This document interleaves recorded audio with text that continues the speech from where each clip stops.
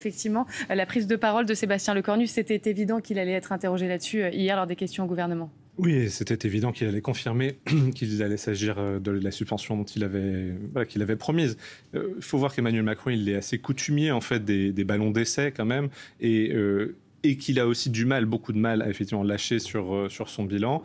Bon, il a fait un choix en renommant Sébastien Lecornu, en acceptant cette suspension comme le prix de rester au pouvoir et de garder la main sur le gouvernement. Donc voilà.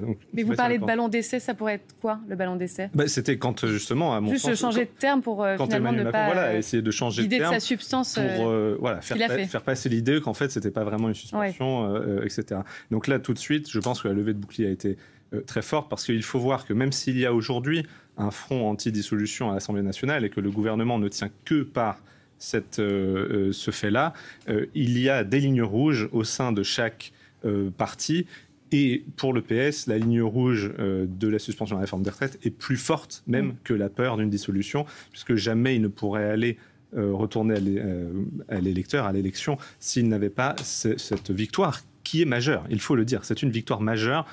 Le PS, par les urnes et par le travail parlementaire, a obtenu ce que LFI, par l'insurrection et par les manifestations, n'a jamais réussi à obtenir. C'est majeur. Il y a eu près de 1800 amendements qui ont été déposés, qui doivent être examinés en ce moment, qui le sont par la Commission des finances. Oui, et beaucoup plus d'amendements que que le gouvernement souhaitait initialement. C'est sûr qu'il va y avoir énormément de travail. Et surtout en peu de temps, c'est ça qui inquiétait Éric Coquerel, le président de la Commission des finances insoumis.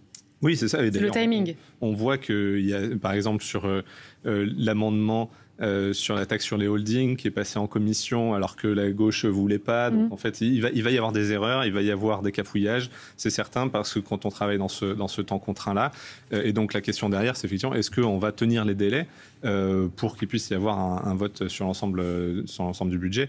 Ce n'est pas certain, et ça va beaucoup dépendre en fait, de l'attitude des uns et des autres et de la constructivité peut-être que chacun met dans cette... Et vous commenciez. Oui, comme c'était bien dit, il y a une forme de dégoût très fort, mais néanmoins, je pense que les Français ne sont justement pas dupes, mais ils comprennent, par exemple, pourquoi est-ce que Bruno Retailleau dit cela, rappelle ces lignes rouges? C'est parce que le PS, lui, en mettant des lignes rouges fortes, a obtenu des choses. Donc, ils comprennent bien qu'il faut que chacun prenne ses positions pour que dans une négociation, il puisse y avoir quelque chose qui ressorte à la fin. Donc, la lisibilité est importante pour les Françaises. Que chacun dise exactement ce qu'ils veulent, et puis à la fin, il sera toujours temps de dire on n'a pas pu l'avoir parce qu'il fallait bien une négociation dans le bien des Français, pour le bien de la France et de son budget, avec toujours en toile de fond la pression des marchés financiers. Est-ce que les Français le voudraient de toute manière ?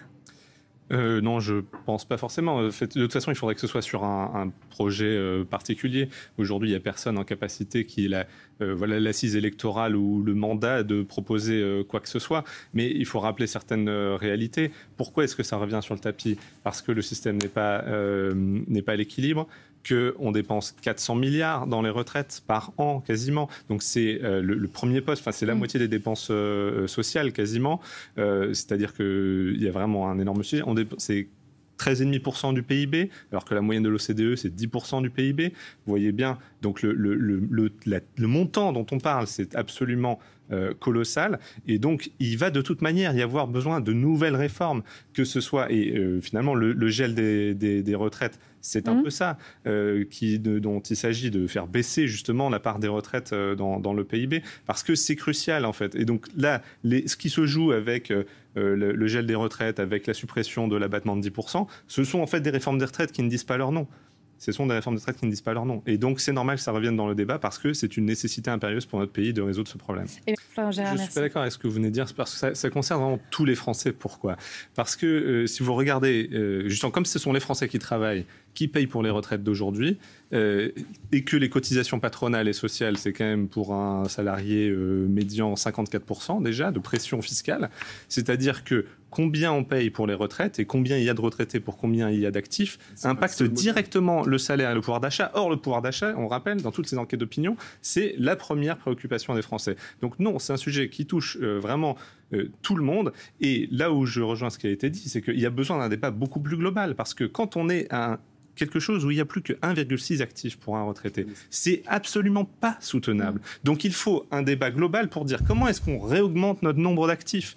Donc ça veut dire remettre les Français au travail et qui gagnent davantage. Ça veut dire l'emploi des jeunes, l'emploi des seniors. Hein. Exactement, l'emploi des jeunes, l'emploi des seniors, l'emploi des femmes, l'emploi vraiment à tous les niveaux. De la même manière, comment est-ce qu'on fait pour baisser aussi la charge des retraites aujourd'hui qui est trop élevée. Donc c'est toutes ces choses-là ensemble qu'il convient de discuter. C'est nécessaire pour justement la sauvegarde de ce système qui touche vraiment tous les Français.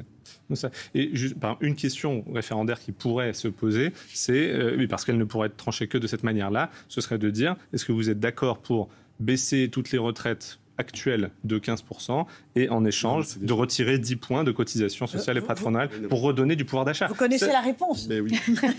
La réponse est dans la question. Non, c'est parce que les Français... Dans votre question,